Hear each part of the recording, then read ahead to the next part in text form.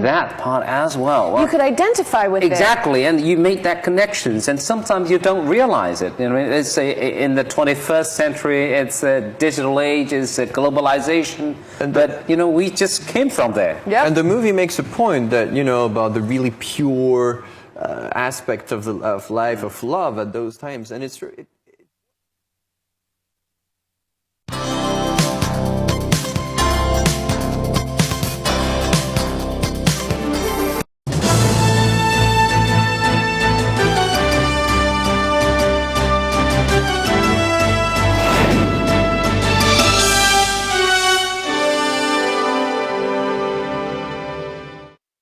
Hello and welcome to this edition of Crossover. I'm Ji Xiaojun with Charlotte and Julian. And today, well, something fun. The topic is a great topic. We're going to talk about these, theme restaurants. I love theme restaurants. They're great. Funny places. Yeah. I haven't been to many in Beijing. I've been to one, actually. The theme was about a prison. So it's all barred, you know, you're treated as prisoners inside. Do you have your own cell? Really? Yes, something like that. It's all dark inside. Was it good food or was it like prison food? No, you know, tell her the fact. It was years ago and the restaurant is gone now, so you see. But it was at least something new, something fresh that can have at least a tryout. Because I'm thinking, if you have your own cell, maybe you have to pay for your, you know, it's a room. It's a room. It's true. It's true. Anyway, we're going to show you lots of pictures today, and the first one, nice one. The theme is about airplanes. You know, you're taking a flight, and flight attendants serving you food. So let me think. I hope it tastes better than what you get on airplanes. We'll see. Oh, how kitsch is that? How kitsch is that? Yeah, like the Falcon knives. Yeah. What is the one, the space shuttle, what is it? Endeavour, or what's the name of it? There have been a few. I don't know. No, I mean, what is it for? Is it just a decoration, or... Let's see. Or just a plate? It's a fork and a spoon, and then maybe it's a plate. No, actually, you open it and there's food in it. That can happen, you know. Maybe dessert in there or fruit in there. Leave it up to your imagination, I suppose. Yeah, but it looks nice, and then you have your own set. Let me think. This kind of restaurant, there's one thing that you have to pay great attention to is the appearance of the waitresses. What do you mean? Well, because, you know, people have this in mind that usually flight attendants are good looking, and they kind of, some people have fantasies about that, so, you know. I mean, Julian, I'm just saying that it's a common fact that it's in everyday life also, and once you know, when being a flight attendant, it's a sought after job, and you know, when the airlines are not that a big business in China, you'll see lots of these young girls becoming even flight attendant. That's true. It's a very sought after job here to be a flight attendant. It's full of a lot of honor and glory. Yeah, to prove my point, because it's in everyday life. When Lily brought a flight attendant on the show, she was saying, backstage, she was saying, "Hey, I brought a flight attendant today. You'll see, is she good looking?" And you know, it's a very common psychology in everyday life. You know, and men wanting to, you know, thinking that it's a great thing to find a girlfriend who's a flight attendant too. That's what I meant, you know. Yeah, and that one, the picture was showing the restaurant in Taipei, in Taiwan, and there is another one, similar theme, about airlines and planes, and this one in Nanjing in Jiangsu province. Remember, most of us don't have that experience of taking the first class, and they tend to be extremely expensive, so... what they're focusing on is, you know, first class service. Now, see, I would go to a restaurant like this. I don't think I've been served on airplanes from little carts and little dishes enough that I don't want to do that. And when I'm not on an airplane, but this I could go to. Yeah, when you say it's a first class service and first class food, yeah, it should be a nice place to go to. You expect it to be actually a little bit better than what you get in first class, even if first class is good, but it's still not as good as a restaurant, in my opinion. Yeah, I mean, where you're high flying in the air, you can't expect too much. No, I guess not. And if you come back, to this business, the airlines in China, it's a huge business and huge development in China. And in these years, if you go to any airports in big cities, you'll see it's always crowded. It's Yes. always busy. Yes, absolutely. And more people are choosing to fly over taking a train now. That's It true. might change. So. If the train we talked about, that would go actually faster than a plane. Oh gets yeah, the into, one in the vacuum tunnel. Oh yes, 20,000 No, that's kilometers per hour. theoretical. I was actually with a designer, one of the really famous designers, a German designer a while ago, and he was saying that this is just theoretical. It's actually impossible. Still would be very fast Yeah, though. it's actually And here are some reflections about how busy the airline industry is, how the flights are busy these days. Sometimes you can't even book a ticket That's true. because it's always sold out, some busy lines. You talk to And people who some- know about that, I'm telling you. I'm referring to all the statistics that we get. In 2010, from the first 8 months, the 3 major airlines in China, all of them, they had a major increase in the revenues.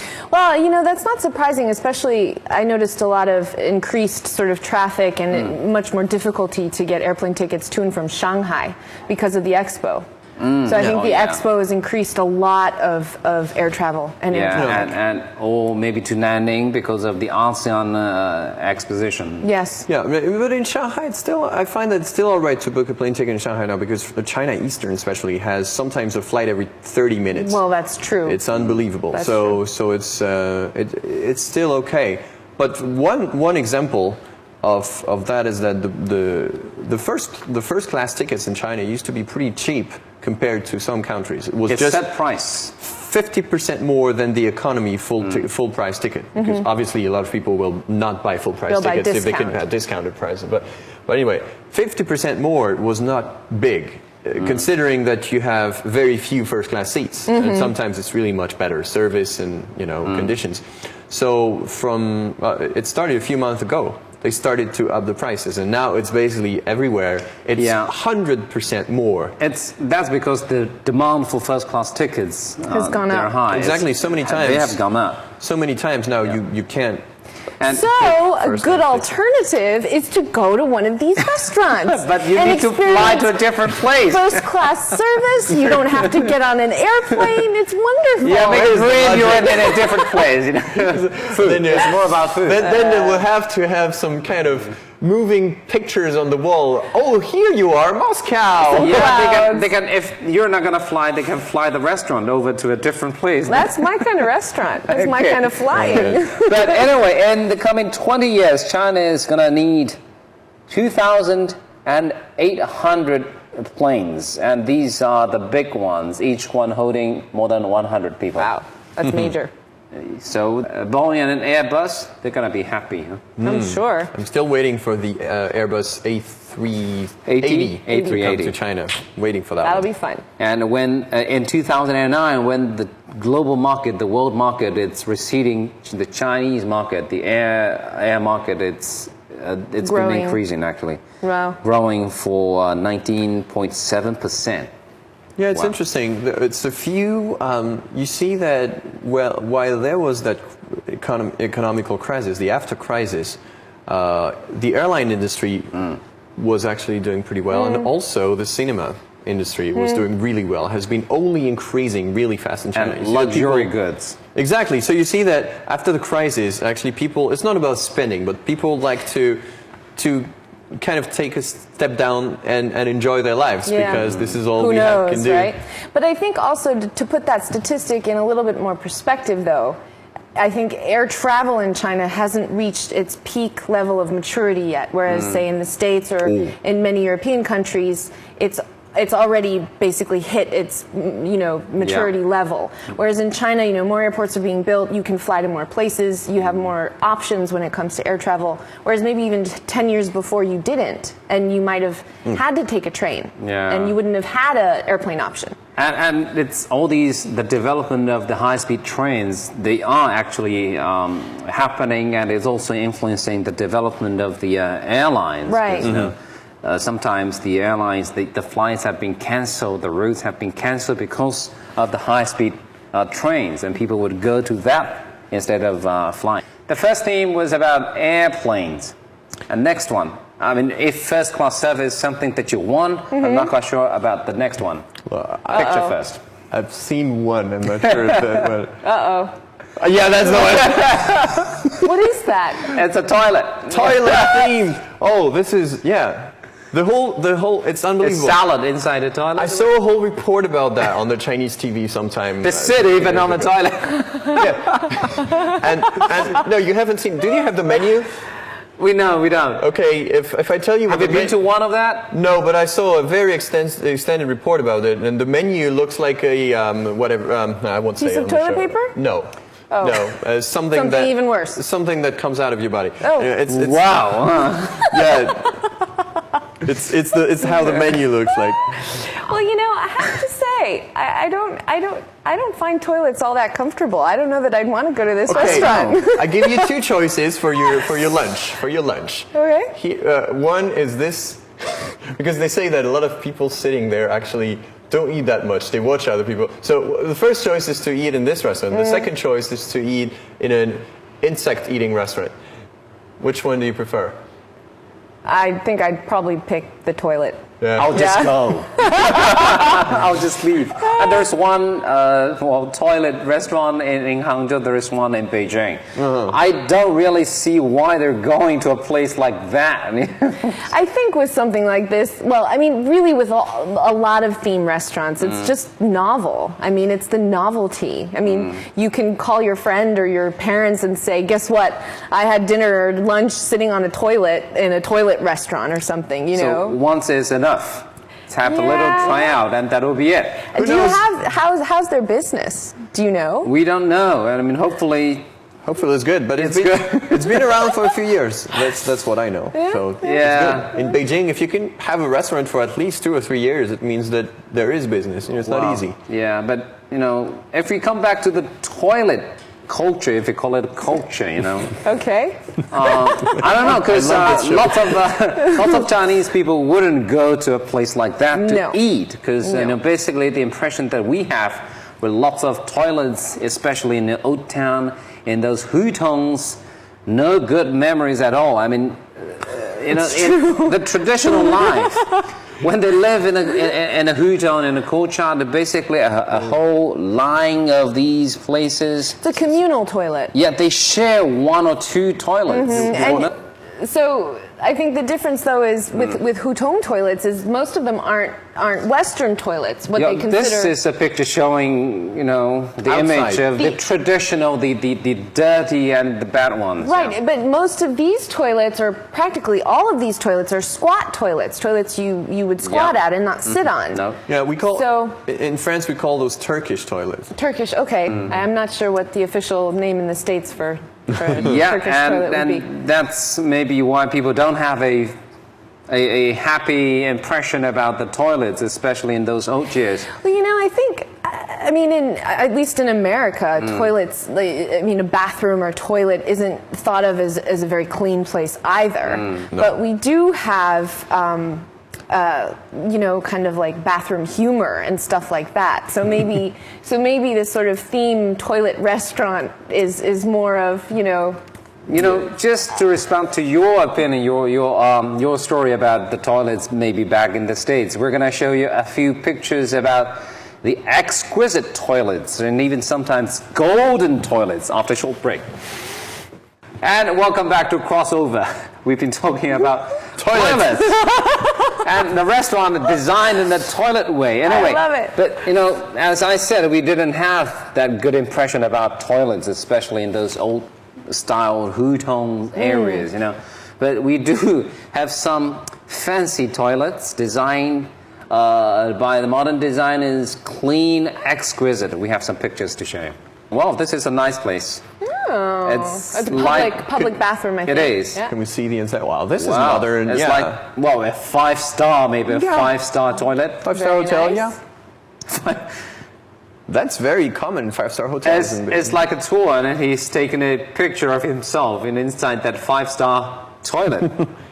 Now, if the restaurant looked like that, I wouldn't mind going there. Having a meal inside. And what about the next one? And we're going to talk about the pure 100% golden toilet. Golden toilet. Well, this is not only golden in color, it is indeed gold. Is it pure gold? Whoa! You know, if you sat on that, you might squish it. Because You wouldn't. pure No, gold you wouldn't is be allowed to soft. sit on that. Oh, so it's not a real toilet. It is a real functional toilet, but I guess they wouldn't Let you sit use on it. You know, it's basically it's in Hong Kong. Just scratch a little bit of it and you bring it on your legs. It's you have to pay a lot for sitting on that. You wouldn't get security in there now. It is one of the hot tourist attractions actually in Hong Kong. To go look at the golden toilet? Exactly. Oh my goodness. My goodness. The toilet is used up 380 grams of gold and 6,200 of diamonds or pearls. Oh my The goodness. total investment is 38 million Hong Kong dollars. All right, you know And something? the number of tourists for each day, 3,000. That's just a little too much. But That's they're too making their much. money back. Yeah, but I mean, come on. It's a golden toilet with diamonds and pearls. Hey, watch Crossover. We love golden toilets. This is the new topic for the day. Hey, you know, let me say that about. Yeah. I don't know if I said that on the show before. There was that Jewish businessman in the U.S. that wrote something once on a blog. I don't know if it was for fun or anything. He was saying, "I'm so rich that we actually use champagne to flush the toilet in our house." Oh no, I Not for shower or something. There's I'm- champagne for toilet. I'm sure he was kind of kidding, but I'm sure some people have done that. So maybe that would fit in there. I don't know. And that man. would be good for the economy of the French district of The Champagne. lifestyles of the rich and famous, I suppose. At least Yeah. the toilet is still there. 3,000 people one day, but the toilet is still there. The gold is still there. Champagne, it's gone. And it hasn't been squashed. Exactly.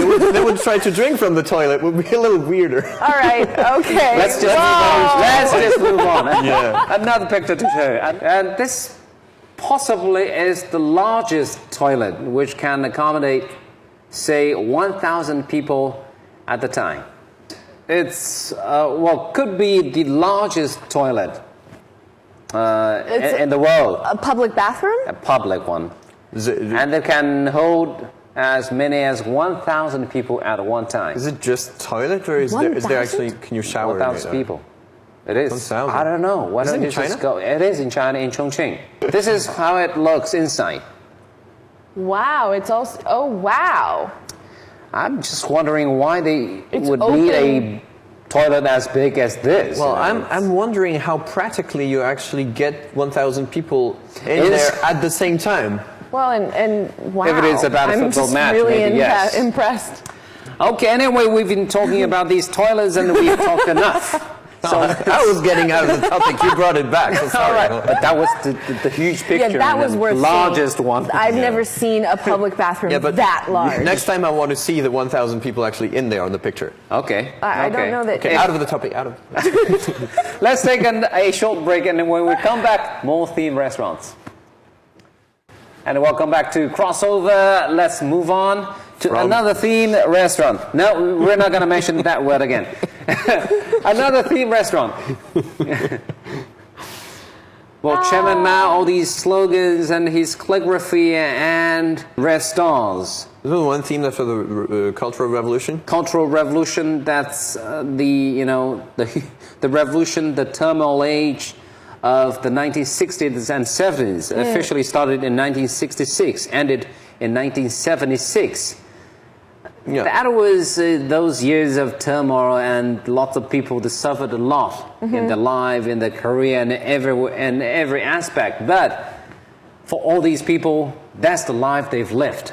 So these years have left a very big mark in their life. So while a restaurant like this is a theme restaurant and it's kind of fun and everything and novel, it also, in more ways than, say, a toilet restaurant or an airplane restaurant, it holds a lot of meaning for people. It does. Yeah. And it brings back, I mean, of course, we won't go back through that period of history. That's not the topic. But it's true that a lot of people have suffered a lot in those years. But you have to remember that there was a huge ideology behind all that. Absolutely. And that ideology, even if it led to a lot of mistakes, it kind of drove people through their life during all those years, they went through a lot. But a lot of people believed in that. And this is what is special about that. So even a lot of foreigners are fascinated by the phenomenon. Oh, absolutely. And they come, so many foreigners we've talked about on the show before. I think Leonardo DiCaprio, even in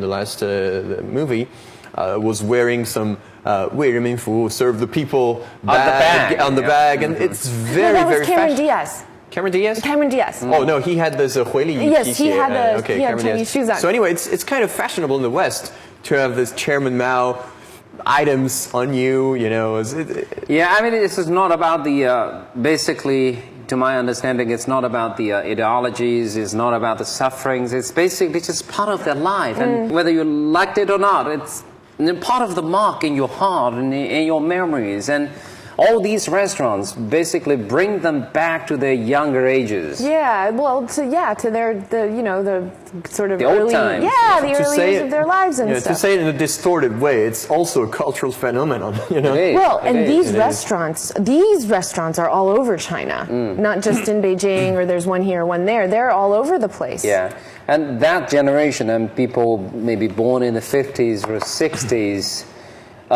these people are, to some extent, the backbone of the economic development of the country these days. They've been a lot, and their life can be a film, and even more complicated than a film. Absolutely. Well, this is the generations, because first of all, the one-child policy started after that, and the opening up and reform policy. Exactly, that all came together. And the market economy, So before that, even if during the really, really tough periods, I mean, not in one family sometimes you had many children, a lot of them died early, but still you have quite a few children for each family there, and those are the ones who were in their 20s, 30s, 40s, even 50s, and who in the 80s kind of led the Chinese economy to some new heights and to a really new life. Yeah.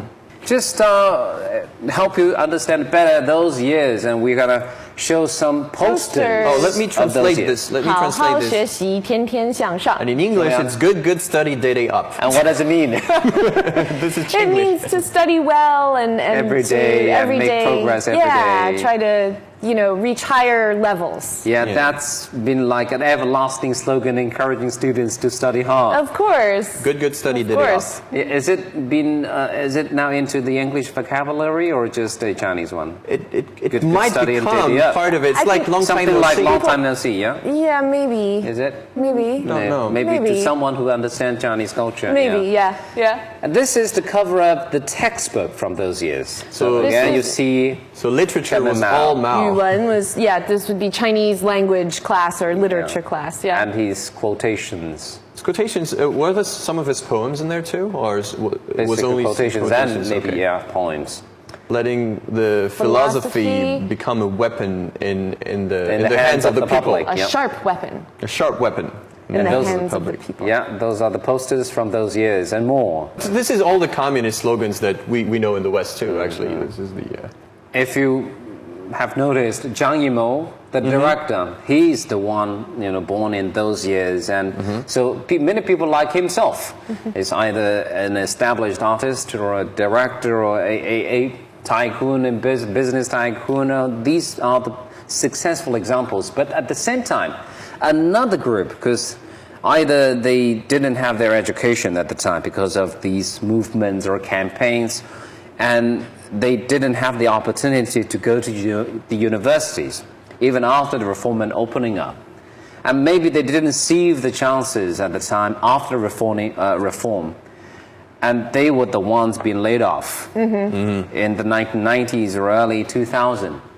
So these are the people who've been to all these different ages, different phases, and they've seen all the development of the whole country. And like these other generation, they are the generation making sacrifice for the development of the country. Yeah. And what they have been doing is, the average person, you wouldn't say, poor person, but most people don't have that much money, and they have sacrificed everything for after the one-child policy for the one child in the family. You know, my grandmother talks about, you know, from when she was born until now, you know, all the changes that she's witnessed in the United States and everything. But I can't even imagine what it must be like for people of, you know, these generations in China to consider, you know, just the vast change that's happened in the past Going through 60 extremes. years. You know, exactly. Sometimes you don't realize all these changes. You just take it for granted. And the other day I was reading the book Under the Hawthorn Tree.